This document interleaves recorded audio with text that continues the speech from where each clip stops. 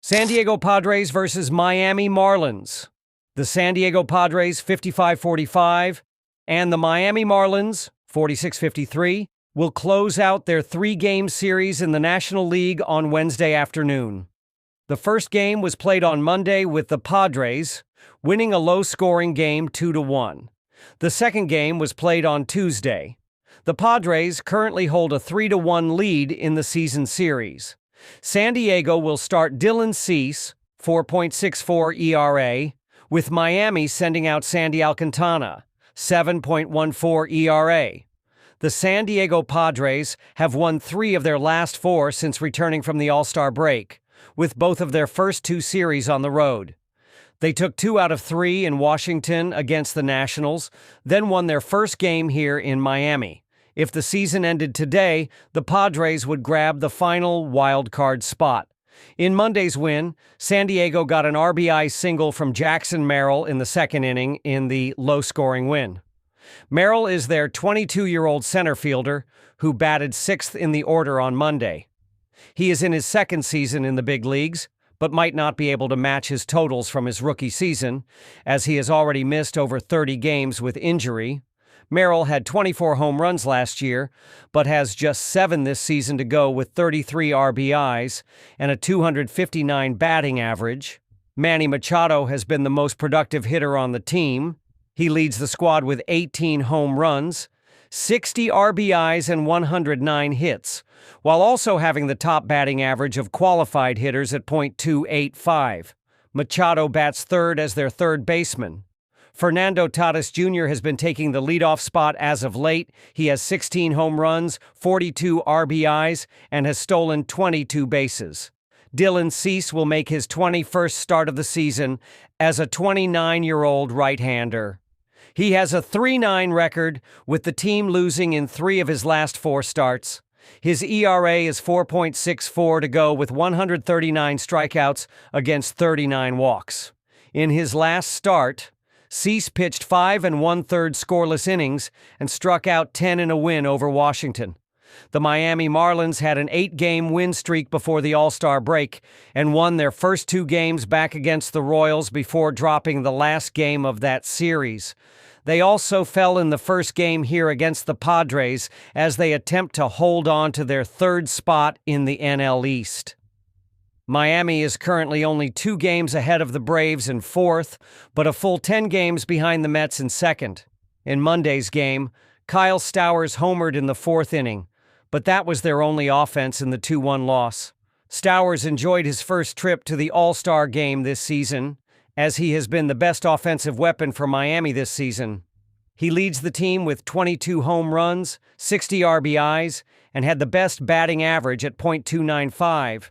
He took left field and batted 5th in the order on Monday and is in his 2nd season with the Marlins after starting his career in Baltimore. Xavier Edwards has the most hits on the team with 99. He bats at the top of the order as their second baseman, but does not have much power as he only has 1 home run on the year. Agustin Ramirez is their 23-year-old catcher. He has 14 home runs and 44 RBIs while batting cleanup. Sandy Alcantara will make his 20th start of the season as a 29-year-old right-hander. He leads the team in innings pitched and has a 4.9 record on the season. His ERA is up at 7.14 to go with 73 strikeouts to 39 walks. In his last start, Alcantara gave up 4 earned runs in 6 innings in a game Miami eventually won over Kansas City, but he still hasn't looked close to his Cy Young form from 2022. The first game of this series ended 2-1, but this one will be much different as the offenses wake back up again.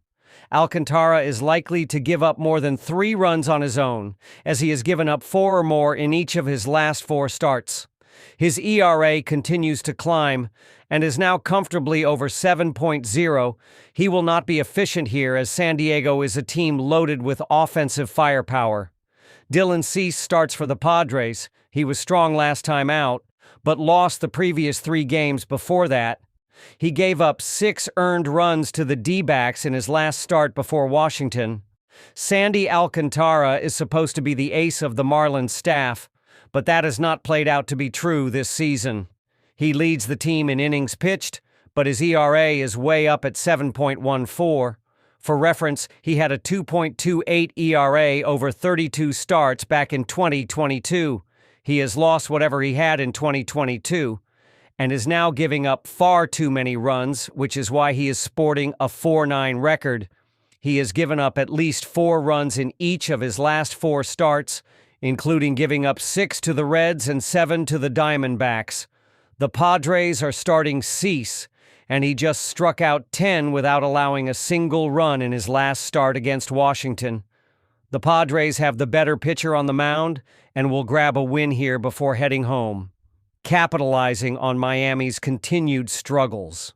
After analyzing both teams, my pick for this match is San Diego Padres moneyline.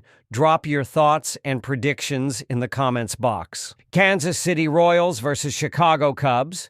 The Kansas City Royals, 49.52, 51.50 RL, 40.61 OU, and the Chicago Cubs, 59.41, 49.51 RL, 385 OU, 40.52 OU, wrap up a 3-game series on Wednesday afternoon, and the Royals are going with Seth Lugo. The Cubs will reply with Colin Rea. The Royals posted a dominating win in the series opener, and the Cubs rebounded with a 6-0 win on Tuesday. Seth Lugo is expected to get the nod on Wednesday. Lugo was shaky in his recent outing, conceding 5 runs in 6 innings against the Marlins, ending in a no decision.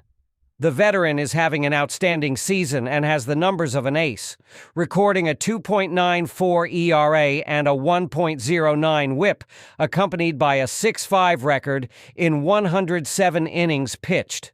Lugo has struggled against the Cubs in his career, yielding a 5.91 ERA and an 0-for-4 record in 32 innings.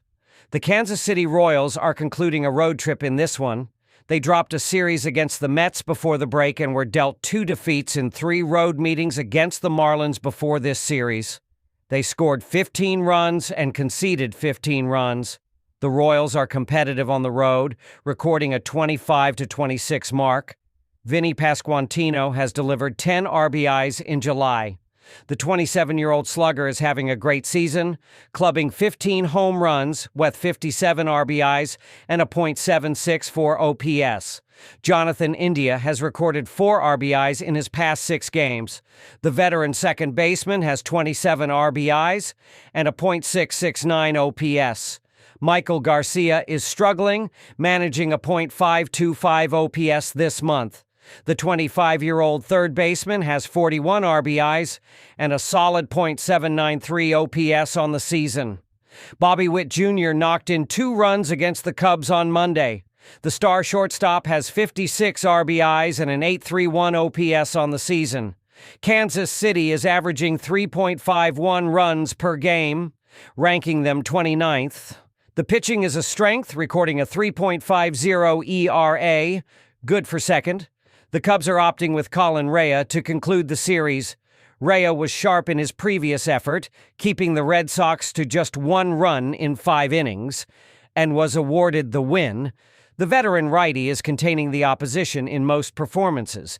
He has conceded 2 or fewer runs in 4 of his past 5 outings and is sporting a strong 3.80 ERA and a 1.28 WHIP, complemented by an 8-3 record in 97 innings.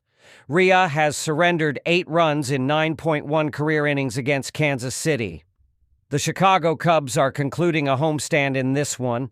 Chicago did have a big lead atop the division, but has dropped 1 game behind a surprising Brewers team. The Cubs earned a series win against the Yankees, followed by 2 wins in 3 home encounters against the Red Sox on the weekend, aided by the pitching. The offense was quiet, but kept Boston to 7 runs. The Cubs stand at 32-18 at home. Kyle Tucker has been kept in check, amassing 5 RBIs and a .581 OPS in July. The star outfielder has bashed 18 home runs with 57 RBIs and a sharp .867 OPS on the season. Nico Herner is having a subpar year. The veteran second baseman has accumulated 40 RBIs and a mediocre .708 OPS on the season. Pete Crow Armstrong has been the Cubs' MVP. The 23-year-old has 26 bombs with 72 RBIs and a sharp .871 OPS. Seiya Suzuki generated a .923 OPS against the Royals last year and did not record a hit in the series opener. The 30-year-old outfielder has smashed 26 homers with 80 RBIs. Chicago is scoring an average of 5.27 runs on the year, rating them second. The pitching staff has issued a 3.88 ERA, positioning them 14th. I expect plenty of scoring. Lugo has struggled in his career against Chicago, posting a weak 5.91 ERA and a 0-4 record. The Royals' pitching has not been as sharp. They have squandered 26 runs in their past 6 road games entering Tuesday evening. In addition, the Cubs have surrendered 27 runs in their past 6 home games. Rhea has sharp numbers this season, but is no ace. He has posted an ERA above 4 in every season in the big leagues. He has issued a 7.71 career ERA against the Royals. The Kansas City Royals just dropped a weekend series against the Marlins, falling short in key moments despite staying competitive throughout. They are a scrappy and energetic group, but continue to rank among the worst offensive teams in the big leagues, struggling to generate consistent run support. Meanwhile, the Chicago Cubs continue to thrive and have won 4 of their past 6 games entering Tuesday evening, showing improved form at the plate and more stability on the mound as they push to stay relevant in the playoff race. Furthermore, Royals pitcher Seth Lugo was pelted in his recent effort against the Marlins on the weekend, squandering 5 runs. Lugo has surrendered 4 home runs in his past 2 starts. Cubs pitcher Colin Rhea has been dominant. He just kept Boston to 1 run last weekend and has only yielded 4 runs in his past 23.2 innings pitched. The Cubs have won in 5 of Rhea's past 6 outings. After analyzing both teams, my pick for this match is Chicago Cubs ML. Drop your thoughts and predictions in the comments box. Minnesota Twins versus Los Angeles Dodgers. The 2025 MLB season goes on Wednesday, July 23rd, with the Interleague Showdown at Dodger Stadium in Los Angeles, California. The Dodgers host the Twins for the closing contest of a 3-game series. Los Angeles beat Minnesota 5-2 in the opener, while the middle game has been excluded from this preview. The Dodgers are firm -215 favorites for Wednesday's closer, while the total sits at 9.0 runs. The Minnesota Twins were still 5 games behind the bottom wildcard spot in the American League following Monday's defeat at Dodger Stadium. Byron Buxton hit a leadoff home run off Shohei Ohtani, and the Twins out-hit the Dodgers 9-7 on the night, but it wasn't enough. The Twins have gone 1-3 since the All-Star break. Over the weekend, Minnesota dropped 2 out of 3 road games against the lowly Colorado Rockies. The Twins are hitting .313/442 with 23 home runs in July, 529 at-bats, while their bullpen has amassed a 3.50 ERA, 1.33 whip, and a 278 batting average against across 61.2 innings this month. Chris Paddock is expected to toe the slab at Dodger Stadium on Wednesday night. The 29-year-old right-hander carries a 3.9 record with an underwhelming 5.14 ERA and 1.31 whip in 20 starts, 105 innings pitched this season. Last Friday, Paddock was charged with a loss in a 6-4 defeat at the Colorado Rockies, allowing 5 earned runs on 8 hits and 2 walks across 5 innings of work. Paddock is 1-4 with a 6.63 ERA in 8 career starts against the Dodgers. Last season, he pitched 4.2 innings in a no decision against the Blue Crew, allowing 2 earned runs on 6 hits and 2 free passes. The current Dodgers are 14 for 53, with 5 doubles and 2 home runs against Paddock. The Los Angeles Dodgers slugged 4 round-trippers last Monday. Shohei Ohtani pitched 3 innings of a 1-run ball and hit a 2-run homer, while Will Smith clobbered a couple of solo dingers. Andy Pages added a solo homer in the bottom of the seventh, and the Dodgers snapped a 3-game skid. Over the weekend, the Dodgers were swept by the red-hot Milwaukee Brewers. Los Angeles was still topping the NL West on Tuesday morning, 3.5 games above the San Diego Padres. The Dodgers are slashing just 209/273/363 with 21 home runs in July, 535 at-bats. While their bullpen has compiled an underwhelming 4.97 ERA, 1.44 WHIP, and a 245 batting average against through 70.2 frames this month. Tyler Glasnow is projected to get the starting call on Wednesday. The 31-year-old right-hander is 1-1 with a 3.10 ERA and 1.14 WHIP in 7 starts, 29 innings pitched this season.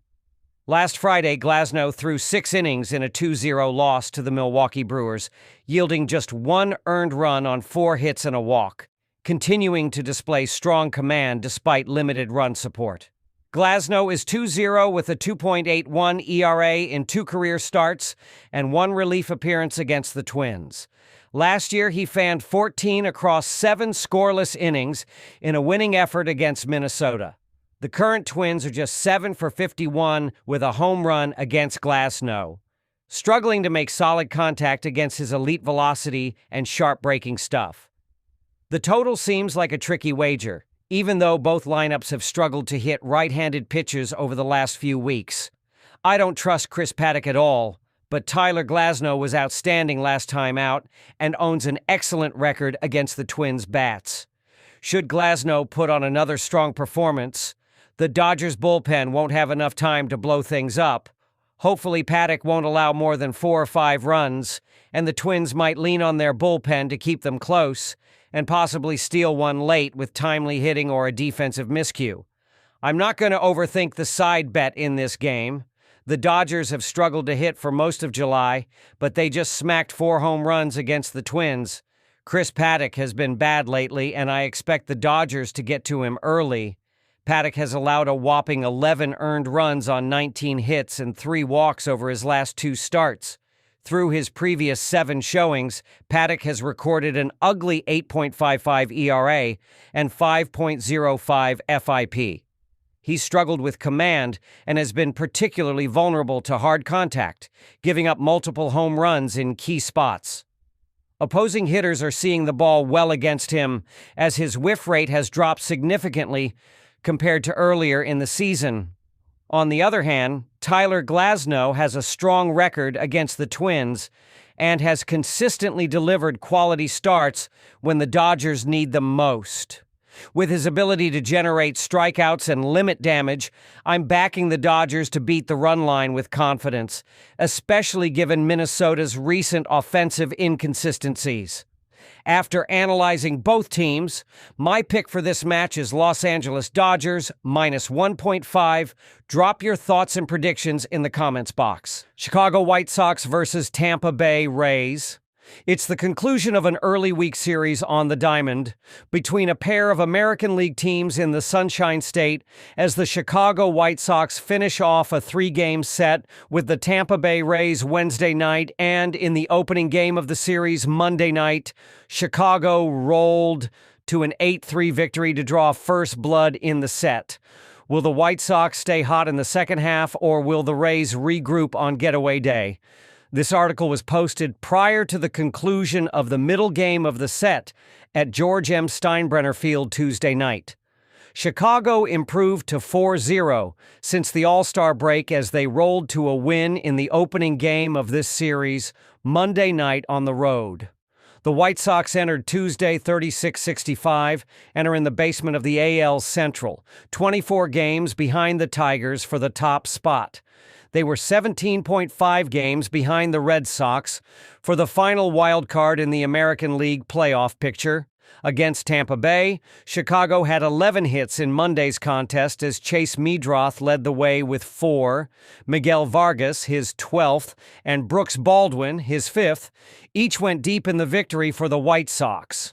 Sean Burke threw 4 innings, allowing 2 runs, none earned, on 3 hits with 4 walks and 5 strikeouts, but didn't factor in the decision.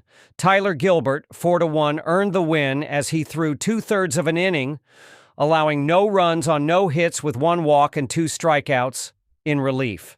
Jonathan Cannon is on the mound for the White Sox as he makes his 17th appearance, 15th start of the season in the finale. He is .470 with a 4.18 ERA, a 1.381 WHIP, 29 walks and 63 strikeouts over 84 innings of work on the year.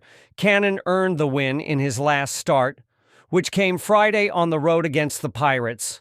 He threw 7 innings, allowing 1 run on 5 hits with no walks and 2 strikeouts in a 10-1 White Sox victory. In his last 3 starts, Cannon is 2-0 with a 2.60 ERA, a 1.15 WHIP, 4 walks and 8 strikeouts over 17.1 innings of work. Cannon didn't factor in the decision in his lone career start against the Rays, which came at home April 27, 2024. He threw 5 innings, allowing 4 runs on 8 hits with 2 walks and 5 strikeouts. In a game the White Sox eventually won 8-7 in 10 innings.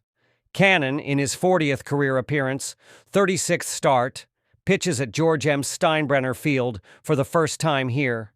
Tampa Bay lost for the 8th time in 11 games as they were drubbed in the opening game of this series Monday night. The Rays entered Tuesday 52-49 and stood 4th in the AL East, 7.5 games behind the Blue Jays for the top spot. They were 1.5 games behind Seattle and Boston, who were tied for the final 2 wildcard spots in the American League. On Monday night against Chicago, Tampa Bay finished with just 5 hits with no player having more than 1. The Rays were just 1 of 11 with runners in scoring position and left 8 men on base in the game. Shane Baz took the loss as he allowed 8 runs on 8 hits with 2 walks and 4 strikeouts over 4 innings of work, continuing a stretch of poor starting pitching that has hurt the team. Taj Bradley is on the bump as he makes his 21st start of the season for the Rays in this contest. He is 6-6 with a 4.35 ERA, a 1.24 WHIP, 41 walks and 95 strikeouts over 109.2 innings of work on the year. Bradley picked up the win in his last start, which came against the Orioles at home Friday night. He threw 6 innings, allowing no runs on 3 hits with 1 walk and 6 strikeouts in an 11-1 Rays victory. In his last 3 starts, Bradley is 1-0 with a 2.04 ERA, a 0.91 WHIP, 5 walks and 16 strikeouts over 17.2 innings of work. Bradley, in his 69th career Major League appearance, 67th start, pitches against the White Sox for the first time here. He makes his 11th career start at George M. Steinbrenner Field in this contest.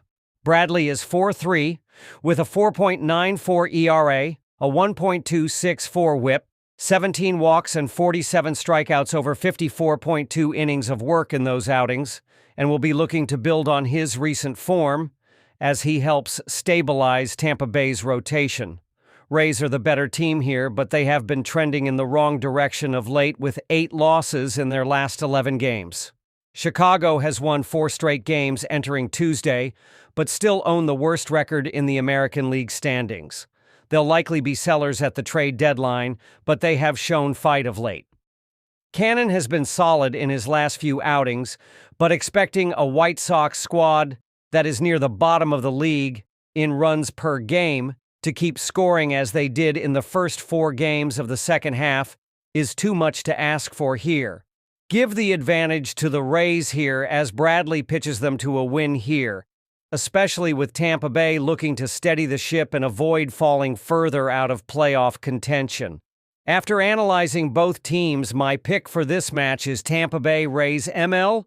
Drop your thoughts and predictions in the comments box.